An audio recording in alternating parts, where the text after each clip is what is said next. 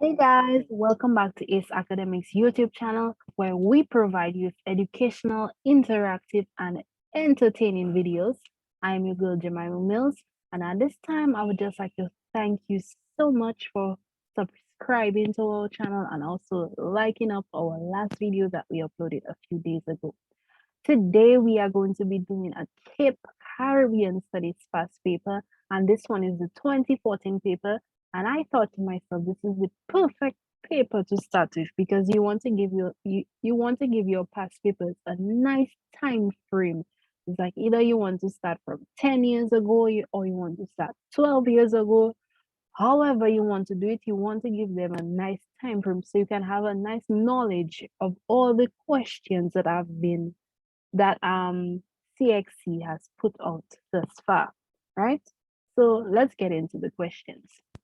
Now, anytime that you're doing a past paper, in particular, multiple choice paper, you want to know how to answer your questions. You want to know how to read the questions and actually understand them, how to do the process of elimination, cross out which answers you know that are completely wrong and come down to the answer that is completely right. And also using knowledge as well, knowledge from the different subjects that you do as well, and incorporating that into answering your questions. So this is what we'll be doing to answer our questions right now. So number one, which Amerindian group settled in Central America in pre-Columbian times? It is always important to underline or highlight or pinpoint in your head the important points in this question. The first one is Amerindian group. That is a group that is native to an area. The second one is settled in Central America. You have to know where is Central America. We know Central America is the area where Nicaragua and Mexico and areas or countries around that area. We know this is Central America. And we also need to understand this term called pre-Columbian times. Pre-Columbian times is the time before I said pre Christopher Columbus came to the Caribbean, and that is before 1492. Right, so they gave us our four selections that we can choose from. They gave us A, Maya, B, Tanos, C, Cibonis, and D, Kalinagos. Now, from these four selections, I can already see something from them, and that is B, C, and D are American groups, yes, but they are native to the Greater Antilles and somewhat the Lesser Antilles. So I'm like, no, it cannot be that. But we're only left with one, and that is the Maya. And we know that the Maya is a group that settled in Central America before Christopher Columbus came to the Caribbean. Therefore, Maya must be our answer. And anytime you're answering your questions, you want to answer it confidently because you know this stuff. You have the knowledge, you have been practicing your past papers, and you have been looking up or really studying hard for examinations. So you have to confidently answer your questions. So let's move on to number two. Which of the following is not a characteristic of Caribbean society? And remember, they said not a characteristic. So that means this is not. No way, we do not subscribe to this, basically. So it says cultural diversity, B says social stratification, C says cultural homogeneity. I'm not sure if I'm pronouncing this word right. I'm no English professor, so don't come at me for that. And D says cultural hybridization. So A, we know what cultural diversity is. That is a mixture of many cultures. The Caribbean has many cultures, whether it be we have how do I say it? We have the American culture, we have African culture, whatever culture, whether the culture is the food we eat or the way we dress or the music we listen to, this is the different types of culture we have in the Caribbean. So this is why we say the Caribbean is culturally diverse. And we even go on to say that the Caribbean is a melting pot. I'm sure everybody from the Caribbean has heard this statement before. Let's move on to B. B says social stratification. We know what social stratification is, whether it be on class, whether it be on economics, whatever it is. That's what social stratification is. Basically putting people on a ladder where probably the richest or probably those who have a certain skin color are placed at the highest, and then those who have a different skin color, those who have less money are placed at the lowest. That's what social stratification is. C, cultural homogeneity, and that is where there is only one culture practiced in the Caribbean. Now, we must we must stick a point here because for me, as a Caribbean person, that already sounding foreign. So we must take a point here. And let's move on to D, cultural hybridization. And cultural hybridization is the combining of different cultures. So that's what cultural hybridization is. And we know for sure this is present in the Caribbean. So we know A is present in the Caribbean, we know B is present in the Caribbean, and we know D is present in the Caribbean. But we stick the point at C because we know that the Caribbean does not only have one culture. So therefore, the answer is C because this is not a characteristic of Caribbean society. Let's move on to number 3. The practice of using indigenous labor in the Caribbean in exchange for conversion to Christianity is referred to as A, asiento, B, genocide, C, encomienda, D, indentureship. Now we know asiento is how would I explain it? It's like the permission that Spain gave to other countries or other colonies to take slaves or buy slaves and bring to the Spanish or the Spanish countries. That's what asiento is. We know genocide, that is B. We know genocide is like the killing off of a race or the extermination of a race, whatever race it may be, whether it be the indigenous people, whether it be the Africans, whether it be Hindus, whichever race it was, that's what genocide is. C, encomienda. We know what encomienda is. That was, I just want to take it straight from the question. So we already know that C is the answer. The practice of using indigenous labor in the Caribbean in exchange for conversion to Christianity. So this is what encomienda is. But we'll still go into the indentureship, and we know indentureship is a period after slavery or after the emancipation of slaves. That's what indentureship is. So therefore the answer is C because C best fits what the question is asking for. The question said, the practice of using indigenous labor in the Caribbean in exchange for conversion to Christianity is referred to as, and that exactly is the definition of encomienda. So therefore our answer for number 3 is C. Number 4, let's move on. Which of the following is not a method of preventing soil erosion? So we must know what soil erosion is, and you should know what soil erosion is. A, afforestation. Remember, soil erosion is not a sustainable practice. So what we're going to be looking for here is sustainable practices and the practices that are not sustainable to the environment, right? So A says afforestation. Now, afforestation is the replanting of trees. So we know that it's a sustainable practice. So therefore, it is a method that is used to prevent soil erosion. B says deforestation. Deforestation is the cutting down of trees. Now, once you cut down trees, that loosens the bonds between soil, and eventually that will cause soil erosion. So let's put a pinpoint on B. C is crop rotation. And what crop rotation is, for example, this season you're planting cane. And I'm just going to be using like real general examples because I know nothing about planting. Now let's say cane really takes up all the nitrogen in the soil, and you really need a plant next season to put back the nitrogen in the soil. So what crop rotation is like alternative planting, basically. That's what it is. So you put a plant to take up all the excess nutrients, then you put back a plant to put back the nutrients or to prevent pests or weeds from coming in that area. That's what crop rotation is. And I hope that is really understandable, or not understandable, but I hope that you really understand what I'm trying to say. So let's move on to the counterploughing. Counterploughing is planting around the slope, or like how the slope is going, that is how you're planting. So if this slope is going in a really curvy way, you're going to plant your crops in a really curvy way. So it's a going according or planting according to the slope. And A, C, and D were all sustainable practices. And these practices will prevent soil erosion. But B, of course, it really exposes the soil and really loosens the bonds that is within soil. So therefore, we know that this practice does not prevent, or this method does not prevent soil erosion. So for the answer for number 4 is B. Let's move on to number 5. Which of the following is an indigenous Caribbean art form?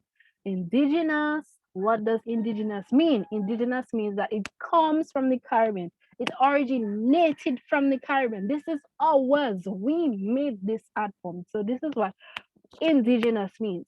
Now, A, rap. We didn't make rap. B, jazz. We didn't make jazz. We know jazz was created in New York. C, R&B. We didn't make R&B. D, reggae. Bob Marley.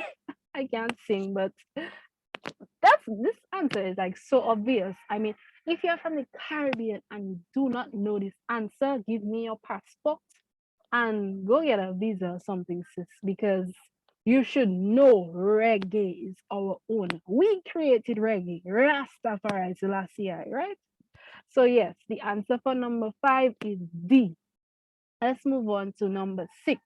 And number 5 doesn't need no big explanation because I mean, you have a Caribbean passport, you should know this. Okay, so let's move on to number 6. Number 6 says, which of the following is an example of material culture? Anytime you see material culture, that is the things that you can touch. Anytime you see non-material culture, that is things you know it there, but you can't touch it. For example, right now I'm speaking, but I can't touch the language. Let's say what's coming out of my mouth, I can't touch it. Even if I try, let's say I try and hold my mouth and try and hold the words, I can't touch it, right? I just feel in breeze coming from my mouth, but I can't touch the language that I'm speaking. So let's just use what I just said in the selections that they gave us. Food. If you're eating food, obviously you can touch it, whether you want to eat it with a fork, whether you want to eat it with your 10 fingers that God give you can touch food. So yes, this is material culture. B is norms. Norms are the things that we practice, that these are the things that we learn to be the normal of society. We can't touch that. C, symbols. I mean, if the symbol is like right in front of you, like let's say a flag, but let's not use that symbol. Like let's say we use the peace sign, all those kind of signs there. We can't really touch things like that. D is language. I already explained language, so we know language is not material culture because obviously while we're talking, we cannot try and grab the words that are coming from our mouth. So therefore, this is not material culture, and the answer for number 6 is A, food, because we know we can touch food. Let's move on to number 7. Social structures. Social structures, groups, and institutions work together towards achieving social stability and ensuring that the collective will of the members of society is achieved. Now, if you ever hear me making mistakes while I read, or let's say I stutter on a word, as I said before, I'm not no English professor, so do not come at me. Just imagine we're in a class, we're interacted as a class, mistakes will be made, we'll correct our mistakes, we'll have fun. Because remember, we said this is interactive. We learning, we interacting, we entertaining, we having fun. So keep that in mind because education is not something that we have to take it like so seriously, like we have to be serious 24/7. No way. You cannot learn in an environment like that. You have to laugh, you have to make jokes, but you also have to take your work really seriously. And that is how you will learn best, right? So let's go on to the selections that they give. Let's just reread the question. Social structures, groups, and institutions work together towards achieving social stability and ensuring the collective will of members of society is achieved. This statement best summarizes which view of society. So we're just going to pinpoint some important things that were said in these questions. Social structures, groups, and institutions work together. So that means they work in cohesion. They work together to achieve something. something common. So these selections that they gave us, Marxist. We know anytime we see Marxist that we're talking about capitalism. So B socialist. C interpretive. No. D functionalist. And I'm sure if you did sociology, you will know that functionalism is a, how you call that, a view of society or a perspective on society that says social structures. I just gonna read it from the question that they gave us. Social structures, groups, or social institutions works together to achieve a common goal. And let's say if one social structure is failing in whatever way, let's say that the family institution is failing, it will have an effect on other institutions in society. So whether it be the educational system, whether it be religion, whether it be law, it will have an effect on other places in society. So we know that the answer for number 7 is D, right? D. So let's move on. 8. Eurocentric ideals of society are best reflected in the ideology of Eurocentric. That means that's a European view. So we know Hinduism is out, we know Galvaism is out, and we know Rastafarianism is out, because these do not reflect Eurocentric ideologies. So we know the answer is C, functionalism. Emil Durkheim, Mr. Come out in Europe. So keep that in your mind. Eurocentric, a European view. And we look, I'm coming from Europe, therefore the answer is C. But I mean, you know exactly, you have to like do it like this vague. You once you know your stuff, know the history of these perspectives on society, you will know where they are coming from. So let's move on to number 9. Creolization is a function of Caribbean society mainly because of A, the ability to tolerate other cultures, B, merging of cultures to retain identity, C, tendency towards social exclusivity, and D, need of the oppressed to gain recognition. So we're doing number 9. Ability to tolerate other cultures. That's not exactly the answer. B, merging of cultures to retain identity. For sure, that's the answer, because we know that's what creolization is. Creolization is like the mixing of cultures. It's like you're making a nice soup or a nice broth or whatever you want to call it, a nice mixture of stuff. That's what creolization is. It could not be C, tendency towards social exclusivity. Nah. And the need of the oppressed to gain recognition. No way, that cannot be the answer. So therefore, the answer for number 9 is B. Let's move on to number 10. Mulattoes formed the middle layer of plantation society mainly because they had A, Creole mothers. No way. Once you Creole, that means you mix with African. And remember, in that time, African, once you African, is like you have no value in society, unfortunately. Thank God times have changed. B, European fathers, pinpoint that there. C, European mothers, no way. It's like women did not have a place in society. Who are you? Who are you, girl? No. And D, American parents. As I said, these people were not important in society.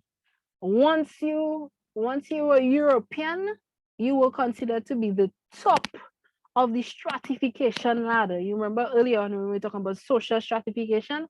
Well, here is an example. Once you are European, that means you have nice skin, you have nice olive skin, and your skin would glisten. I mean, although melanin glistens more than European skin, but let's not get here. Let's not get too racist or anything on this video, because everyone is beautiful in their own way. But sometimes beauty has their different standards that really confuses me at times. But yeah, so remember, women had no place in society. They were considered inferior in those times. Not anymore, boo. European mothers, yes, the little European have them a little, giving them a little oomph. But no, once you're a female, that means you're inferior. So you do not give anybody privilege in society. You just put in children on you. Basically, that was their main thing to do. And American parents, indigenous people were not given a place to shine in history. So therefore, it could not be done. First of all, there wasn't like Amerindians. Let's think of it. There wasn't like Amerindians in on plantation society. Think of it like that. Remember, these people were exterminated before slavery started. So therefore, it could not be Amerindian parents. So where we stick to our point was on B, European fathers. Yes, that is the answer. Because when the African and the European, not only African and European, but whatever culture you were, whether you were Spanish, well, Spanish is Europe. Well, let me just say it like that. Whatever race you were, and you mix with a European man or European father, that gave you the middle section of society. So you were considered to be a mulatto, basically. But if you mix like African and European, that still didn't really give you middle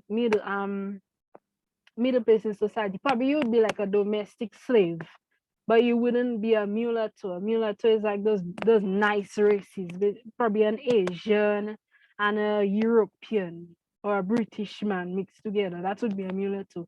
Once you have the nice light skin, you're considered to be a mulatto, but you're not exactly fully European. Yeah, so I hope I explained that properly.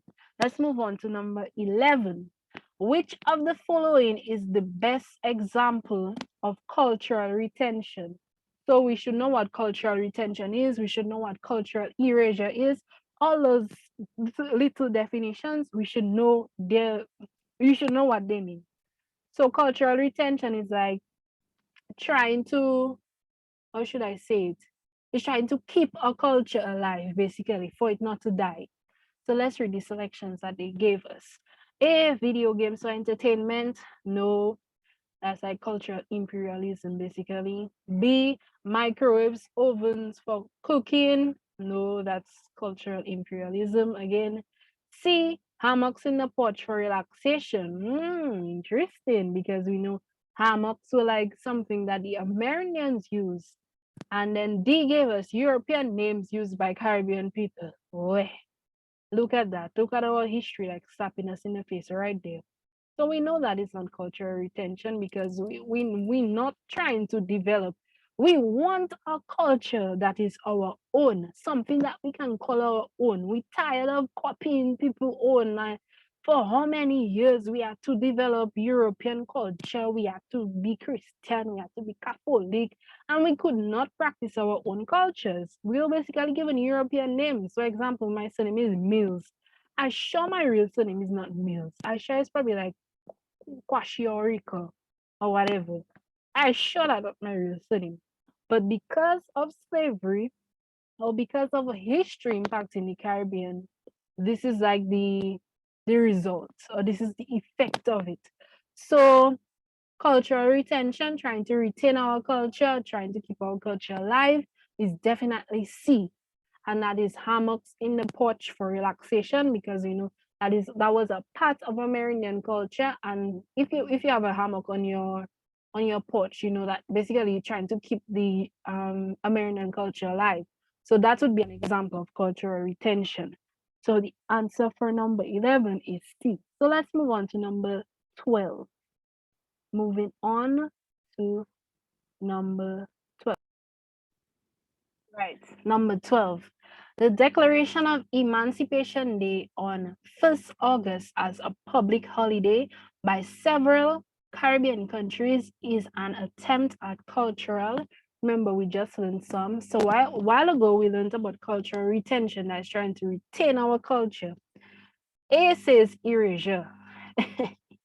We know erasure is like trying to remove that part of our culture from our history. So therefore, that cannot be, because remember, we're trying to basically celebrate it. So it cannot be.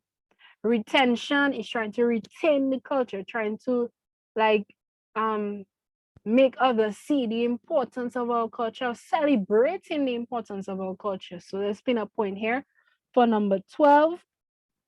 C says cultural diversity. That does not quite fit what they're asking us. Cannabis cultural diversity. And this says cultural rehabilitation. That is a bit close, but why the use of the word rehabilitation is like you trying to fix something that was broken, basically. When I think of that word, that's what I would think of.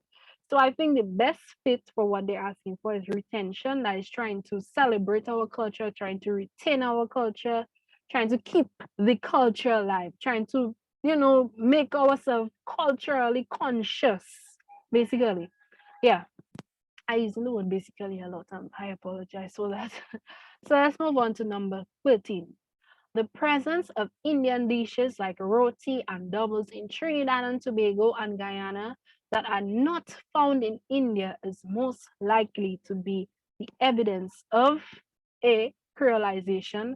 Remember, creolization is like the mixing of something to keep it alive, or it is like mix so much, it's like there's a different aspect to it. B, globalization, C, racial unification, no. D, social integration. No, the one I see that best fits here is like A, creolization. Why is because um I think we have a lot of cultures in the Caribbean. Sometimes the way we do something, we might try to steal a little piece from here. Okay, they're using that in that. It making it taste nice, Probably we can try that in our thing or whatever we making. Oh, that tastes nice in that, and it's like each time it changing, a little piece of it changing.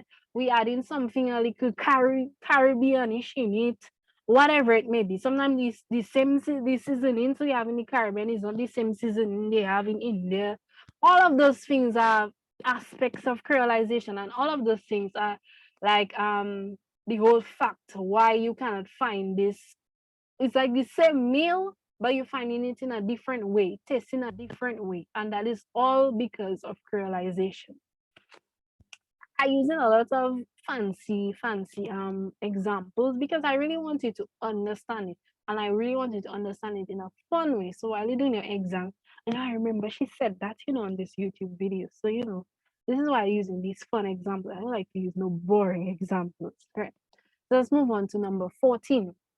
Every year after Carnival celebrations in Trinidad and Tobago, Mike Antwines takes some of his local band members to participate in Northern Hill, Caribana, and Labor Day festivities. Mr. Antwines' actions are a good example of he doing it. I mean, that's not in his election, but he's doing it because he knows the good stuff. But yes, the selections gave us A, underutilization of local culture. Where? Underutilization. They just tell you the man take those people to Northern Hill, Caribana, and Labor Day festivities. You really think he underutilizing it? Never. I more think he using it to the best of his the best of his capabilities, I would say. All right, number 14, right? Okay, yeah. So it cannot be A. B, over exploitation of local culture. That is all the business. We want to put our local Caribbean culture on the map, so we're not over exploiting it because it's not no chicken or it's not no fish we're talking about. We're talking about our culture. There is no way you can over advertise your culture. As a matter of fact, the more you advertise it, the better for you because the more people will find out about it. So there's no such thing as over exploiting your culture. C, dominance of metropolitan culture. No, sir. We're talking about our local culture. Remember, he said it's local band. And this says influence of local culture on the diaspora for sure. Because when we learn about these festivities, that's when we would be learning about the diaspora. And the diaspora is like people who live in the Caribbean who move on to the metropolitan countries, basically, whether it be the US, whether it be the Canada, whether it be the UK. This is people who have moved on, but they still have a part of Caribbean. They still embrace something I would call the Caribbeanness. That's not a real word, but I'm sure you understand what I'm trying to say. So for sure, the answer for number 14 would be D, because that is our local culture going into carnivals that are part of metropolitan country. And the whole reason these festivities are there is actually the impact of Caribbean people. Caribbean people love their carnivals, so obviously they take the Caribbean from the Caribbean.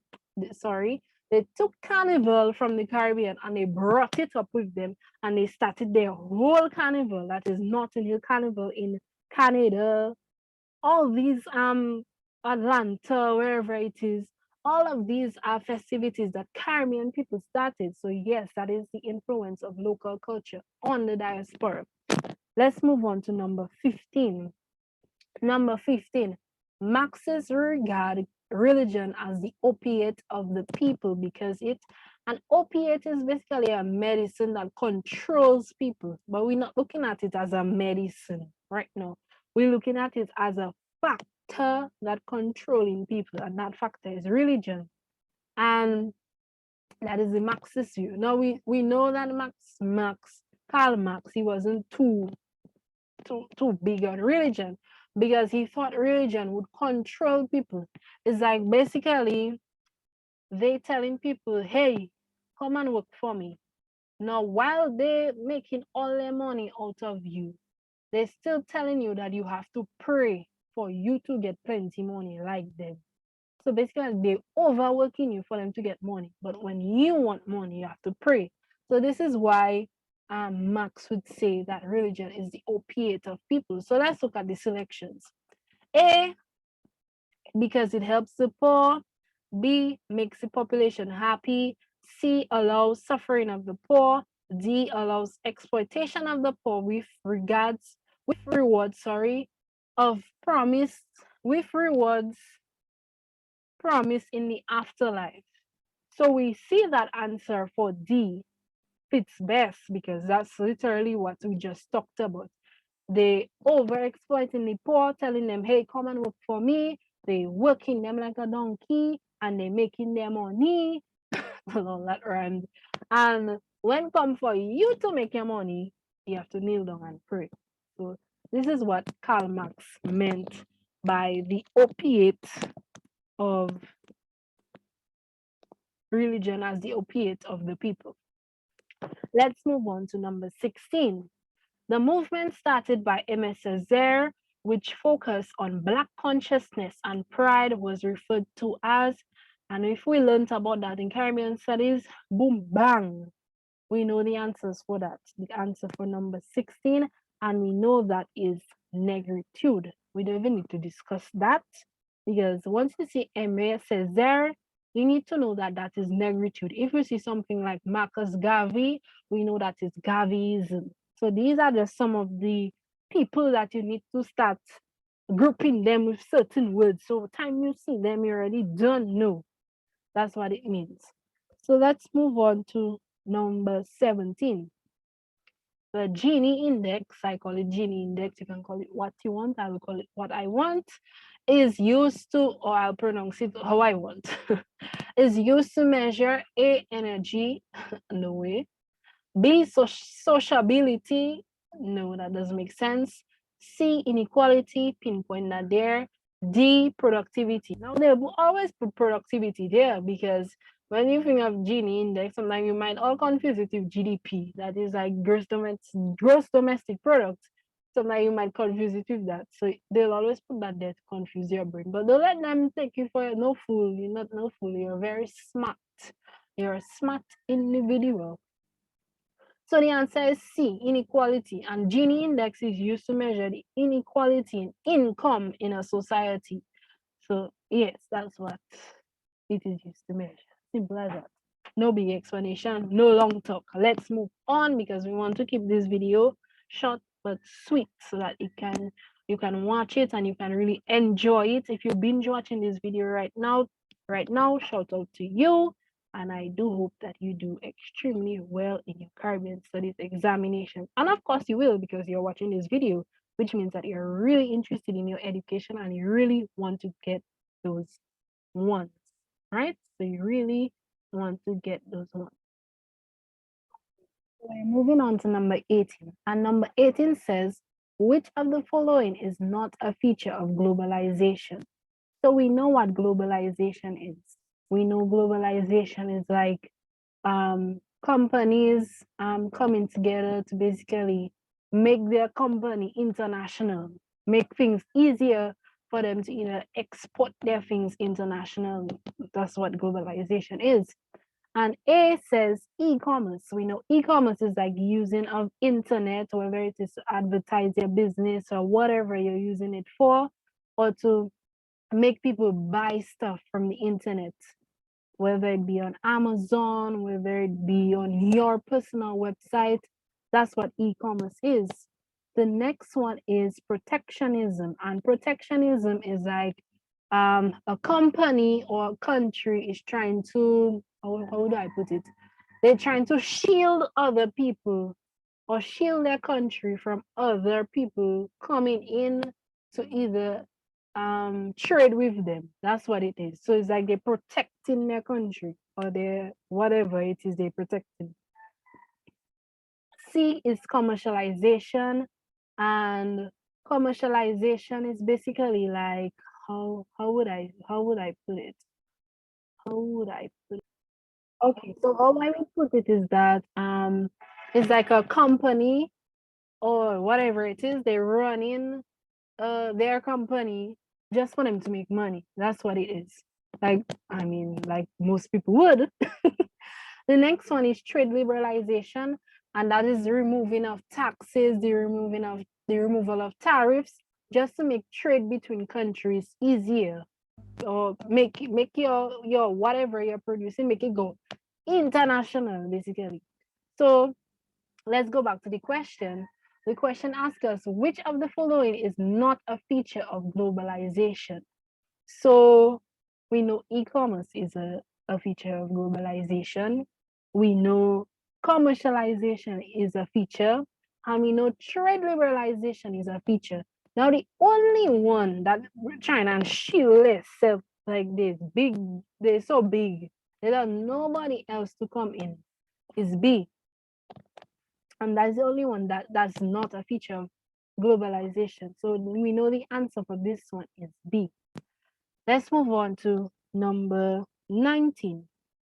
Number 19, the concept of Black consciousness was first popularized in the Caribbean, pinpoint the Caribbean by A. Haile Selassie, cannot be, B. Marcus Garvey, put a pinpoint there, C. William Du Bois, no, D. Martin Luther King. We know this guy is Africa.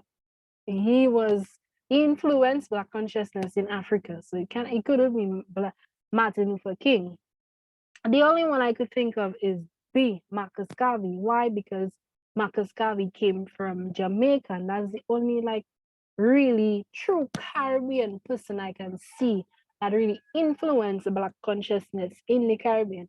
And he was the one that told us that we should appreciate who we are by actually getting in touch with our Blackness, whether it be going back to Africa, all the other ways that he talked about. So the answer for number 19 is B, Marcus Garvey. Number 20, which of the following is an indicator used to compare the distribution of wealth within a country? That is number 20. The first one is Gini coefficient, B is gross national product, C is gross domestic product, and D is human development index, that's HDI. So let's just put them in acronyms. So A would be like Gini index, basically. They're just using coefficient as another word just to try and, pull your foot. B is GNP, and they ask you which is used as an indicator to compare the distribution of wealth in a population.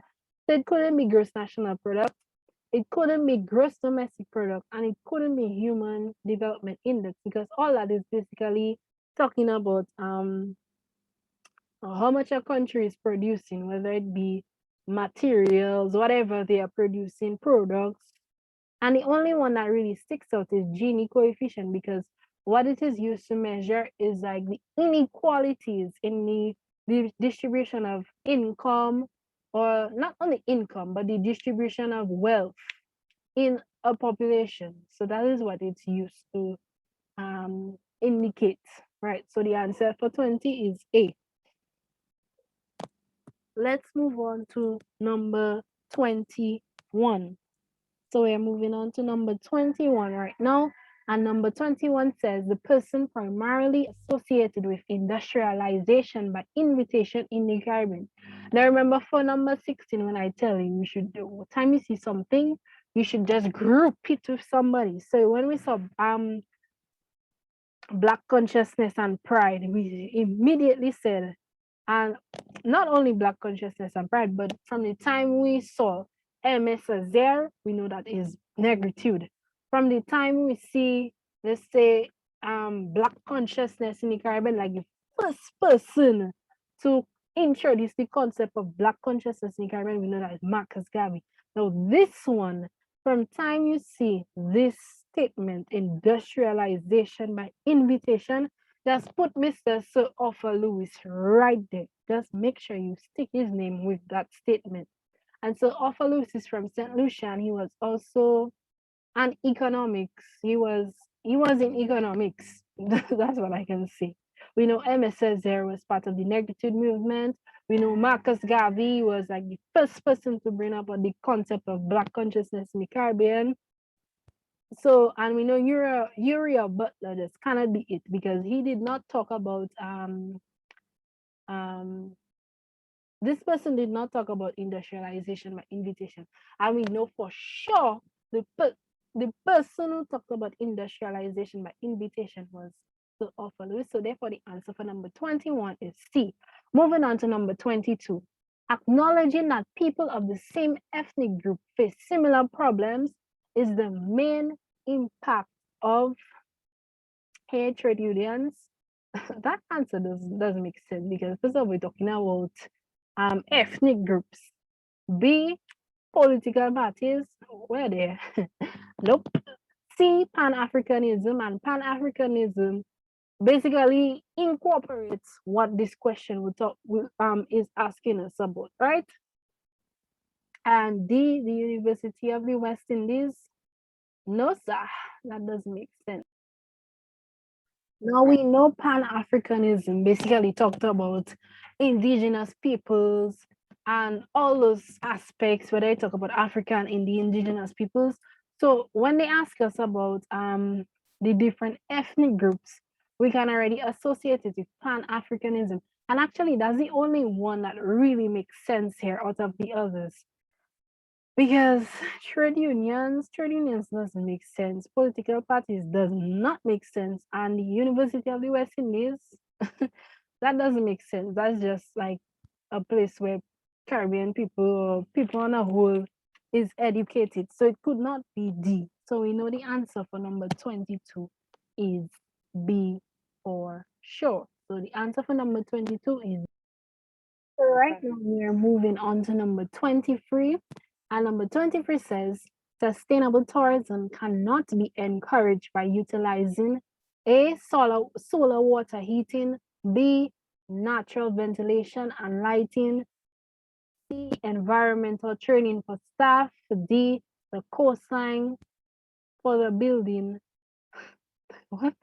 The coastline for the building of hotels.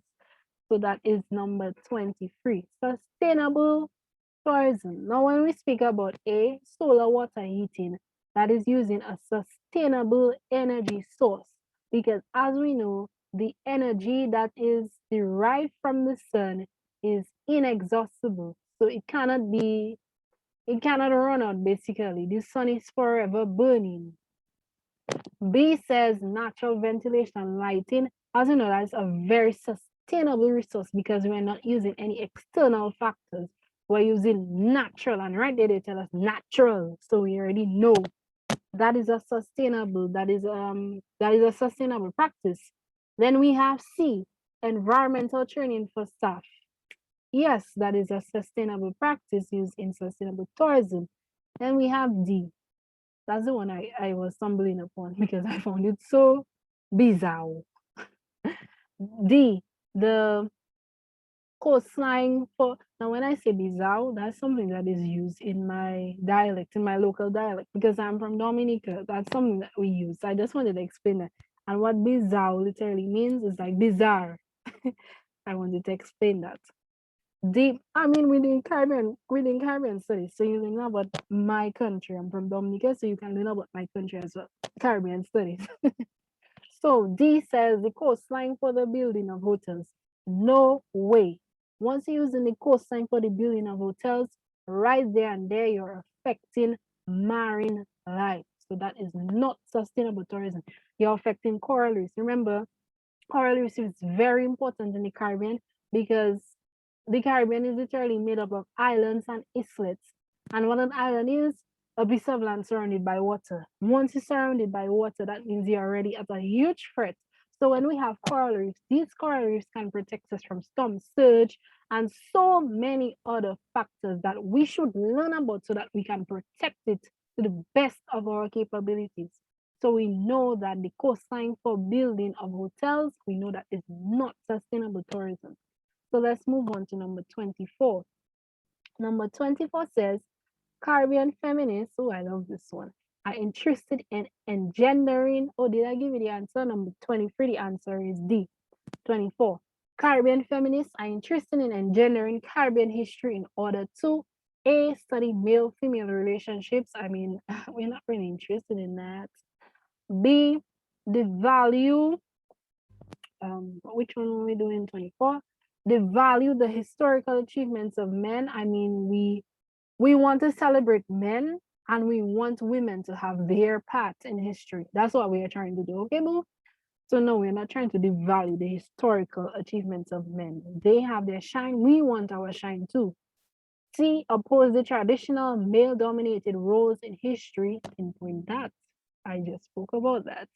D, distort history in order to give women increased roles. No way, that's not what we're trying to do. If for anything, we're trying to oppose the traditional male-dominated roles in history because you'd always hear about, oh, men did this. You know, we know about two celebrities in the Haitian Revolution. We know about all the men who led in the revolutions in the Caribbean, but hardly do we hear about the women.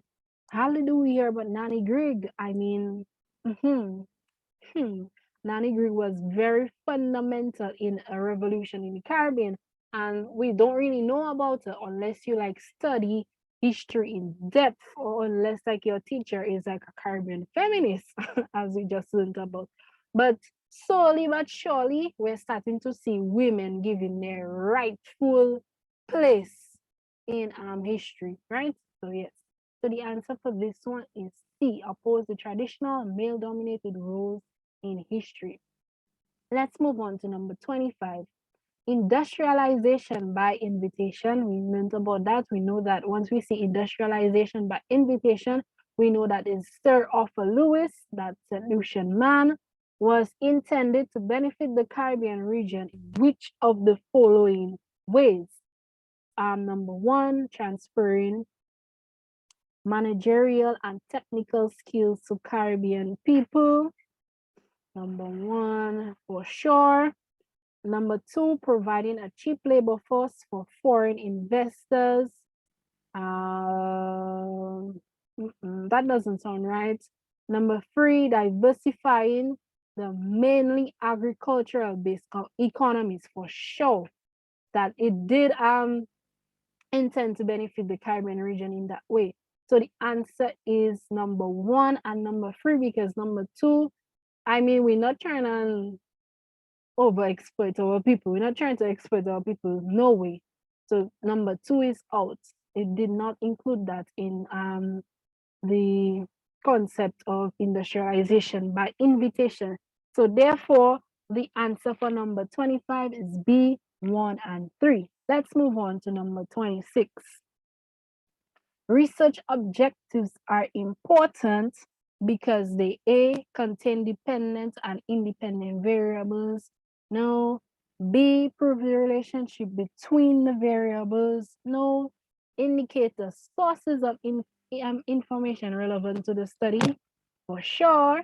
And D, guide the researcher in developing relevant research questions. So the answer for this one is, drum roll please, C, indicate the sources of information relevant to the study. Right, so that's the answer for number 26. Moving on to number 27. The mass media can promote Caribbean integration by A, acting as a national watchdog, B, monitoring political development, C, supporting foreign film industries, D, promoting sports heroes in the Caribbean. So number 27 looks like the best, because if you want to promote Caribbean integration, and what Caribbean integration is, it's like basically many countries coming together to celebrate their, how would I say it? Celebrate the things that are common to them, basically. That's what it is. So promoting sports heroes in the Caribbean, yes, because as you know, sports is very important in the Caribbean. We love our sports, we love our cricket, we love our football, but we mainly love our cricket. Even though cricket is like historically a really racist game, I should say. I personally do not like cricket, not only because it's racist if you study it historically, but to me it's boring. I do not find it exciting. I love athletics. You see, athletics, just seeing athletes running, athletes sending discus, shot put, javelin, jumping, everything about athletics, it excites me. I love seeing Usain Bolt. As you know, Usain Bolt is an important sporting feature in the Caribbean. And not only Usain Bolt, because remember, we were just talking about we want to engender Caribbean history. So, of course, we have to talk about Mommy Rocket. And who Mommy Rocket is Miss Shelley and Fraser Price. That's from Jamaica. And these are like the most popular um sporting features in people in the Caribbean, especially when we talk about athletics. So yes, so we just touched on the importance of sports in the Caribbean. Number 28. Let's move on to number 28. Janice applied for a job as an instrument technician in an industrial estate located in a Caribbean country. She was denied the position since, as a 7-day Adventist, she could not work on Saturdays. This act of discrimination against Janice is referred to as A, racism. No, it wasn't her race. They were more talking about religion here. B, sexism. No, they were not talking about her gender. C, classism. No, they were not talking about her class. D, criticism, definitely, because they were talking about her belief. Because she was a 7-day Adventist, she could not work on Saturdays. So she was discriminated by her creed. All right, so the answer for 28 is D. Moving on to number 29, Ramesh is a passionate supporter of West Indian cricket. However, he is very upset because no player from his native land was selected for the West Indies cricket team, and the stadium in his territory was not even chosen as a venue for any of the matches. The above situation demonstrates that one of the major challenges facing West Indian cricket is A, insularity among supporters, B, competition for selection of venues, C, development of new skills and talent, and D, conflict between management and players.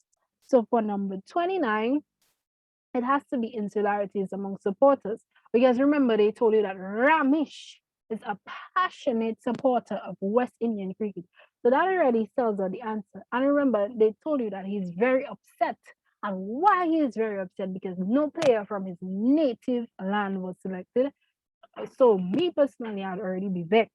Because if they play in cricket, West Indian cricket, and nobody from Dominica is selected, as much as I do not like watching cricket or going to a cricket game, but I'd be vexed because I want my country to make it. So yes, that will make me vex.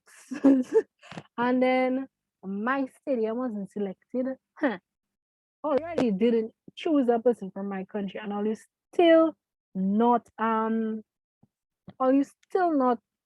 choosing my territory to have the game? But I mean, are you breaking my buttons, man? Yeah, breaking my buttons. So yes, the answer is A. Insularity among supporters. So we're on like the last stretch of this paper. Whoa. So we're almost done. So we're gonna move on to number 30 right now. Moving on to number 30. Sorry, my computer screen is giving me a bit of issues, but don't worry. Number 30 or item 30 refers to the following conversation between two friends. Alyssa, my favorite TV station is BET. I just love Beyonce. What was her name? Zoya. Oh, sorry about that. Zoya, whatever is her name. Me too. And don't you just love her clothes, Alyssa? Oh, yes. I want to look just like her. So 30, number 30. The situation described above can best be described as A, assimilation, B, globalization, C, cultural erasure, D, cultural imperialism. So remember earlier on when I was talking about cultural imperialism is like basically wanting to look like somebody else, wanting to look like another culture. So yes, the answer for number 30 is D. Number 31, moving on. Problem solving research is mainly referred to as research that is A, pure, B, applied, C, qualitative, D, systematic. So we're looking at number 31 for number 31. Problem solving research is mainly referred to research that is pure, applied, qualitative, systematic. So this one kind of looks like a B to me because when you're doing problem solving, it's like you're applying the research basically. You want to find out what is causing this. Or how is this going about? How can I solve this problem, right? So it's applied research. Moving on to number 32.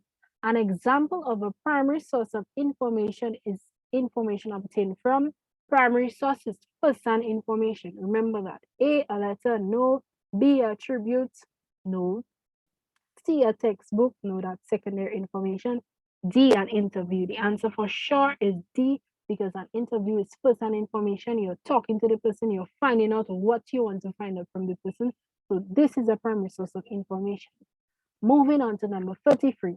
Which of the following is not a scientific method of sampling? We have A, random sampling, B, systematic sampling, C, probability, and D, convenience. So number 33, and the answer would be convenient sampling because all the rest is used in the scientific method. Random sampling, you have to use the scientific method.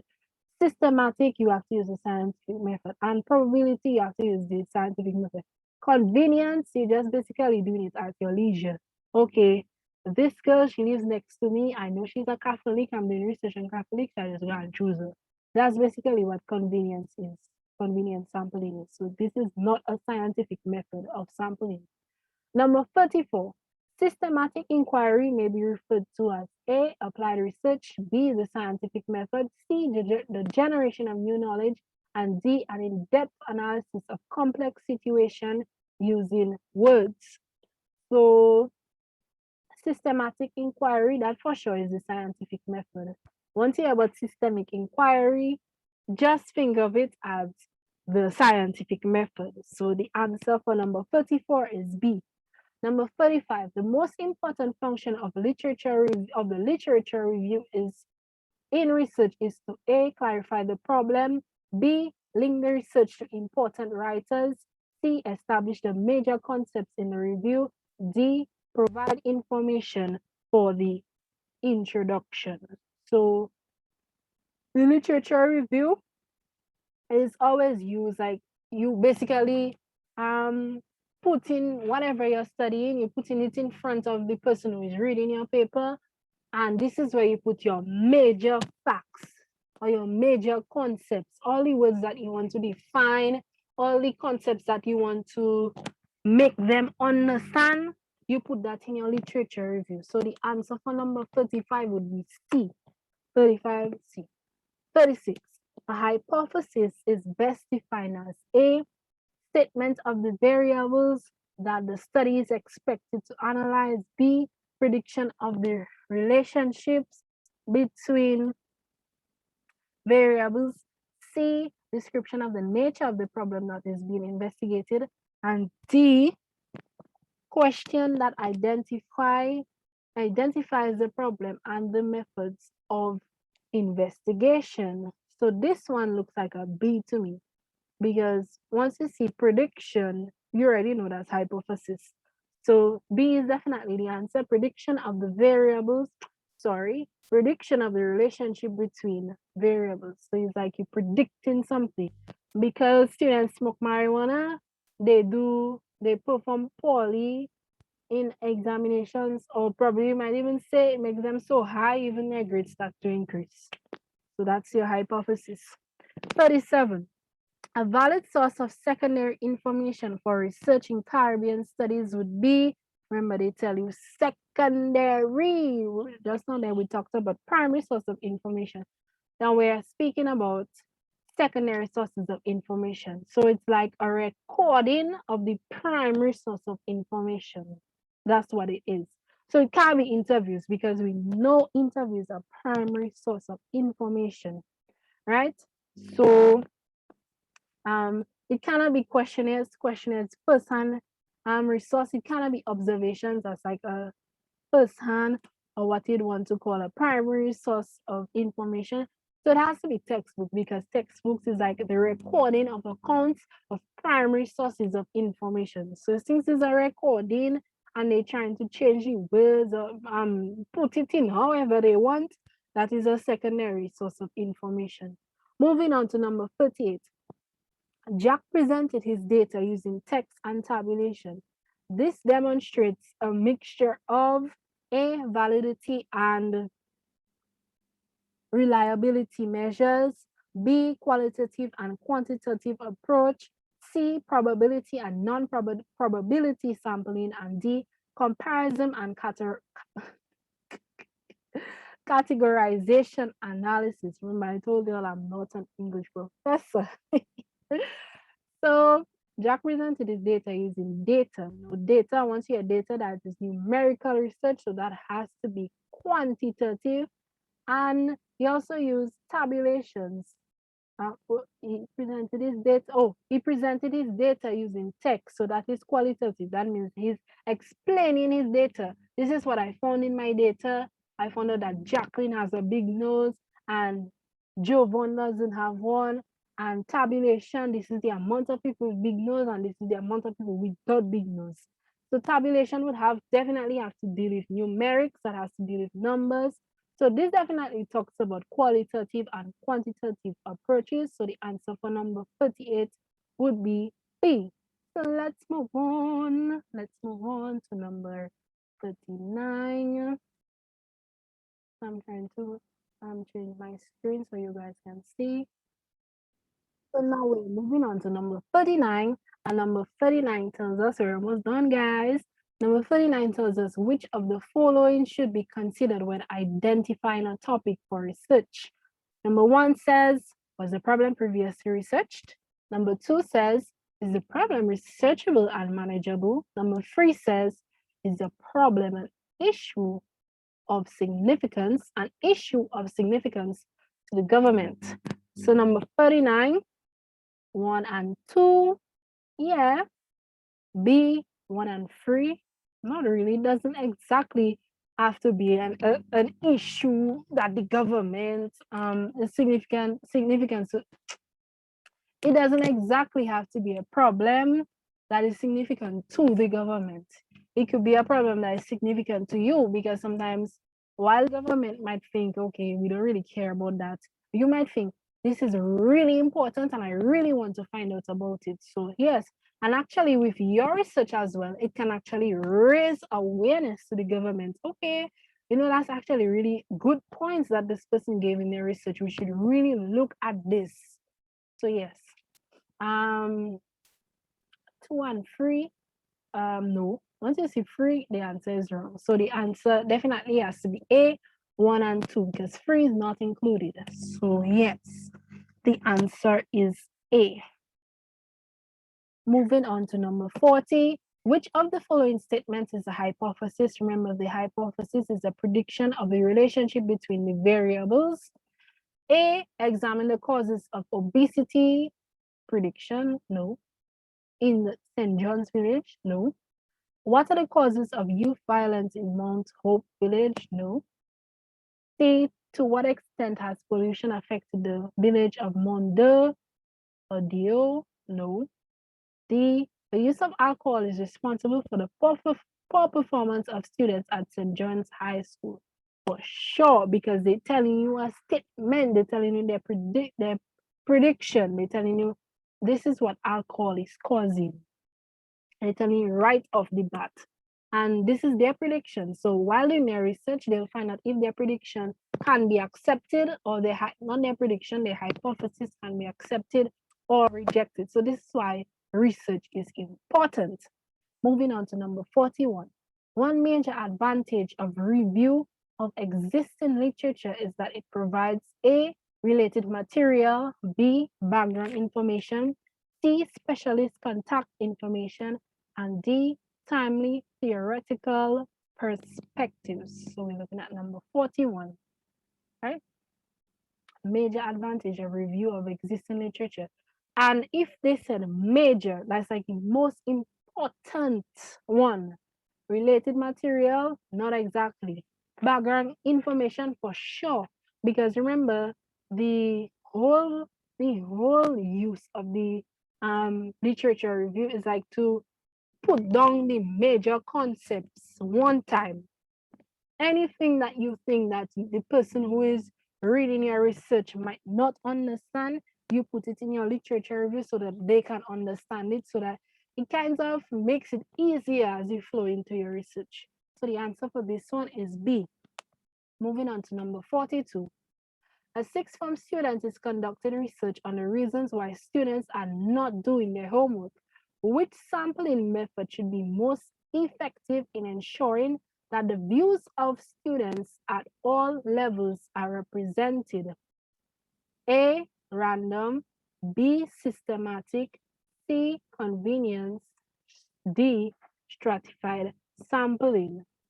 So they said you want to find out from sixth form students why students are not doing their work.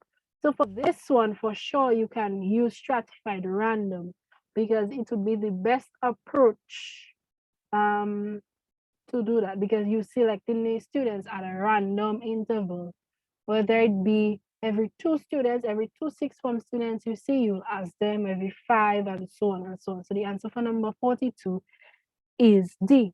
Moving on to number 43. Max is conducting research on the topic, the effects of illegal drugs among teenagers. In determining whether to use participant observation in questionnaires, Max's main consideration should be 1, reliability, 2, sample size, 3, ethical issues. And my dear, you have to think of all of that when you're doing research. You have to think, how reliable is this research? You have to think about the sample size, whether I can handle it, whether it's too big, whether I need to scale it down, and ethical issues for sure, because you want to ensure that everybody is being protected, the privacy of everyone is being protected. So number 43 answer is D, 1, 2, and 3. Moving on to number 44. A series of fights have occurred in school. An investigation was carried out in which students were interviewed on the cause of fights. The data would best be presented using, drum roll please, A, text, B, tables, C, charts, D, graphs. So what do you think this answer would be? I think this answer would be graphs, because why graphs is that it gives like a visual representations of the differences in the research. It gives like, this is the highest reasons of fight, this is the lowest, this is like the second highest. Here are two that are like the same, and it just shows the different trends in the findings of the research. So I think graphs would be, well, I don't think, but I know graphs would be like the best type of data, what you would call that, data representation for this type of factor.